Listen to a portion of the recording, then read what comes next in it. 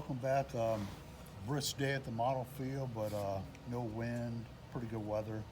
Going to do a little flying with the Viper jet, showing the Unilights because I just made a series of videos on how to do the Unilights. I got the afterburner on this, really like it. Flying good. X-45s really like the cooler weather, so let's go have some fun.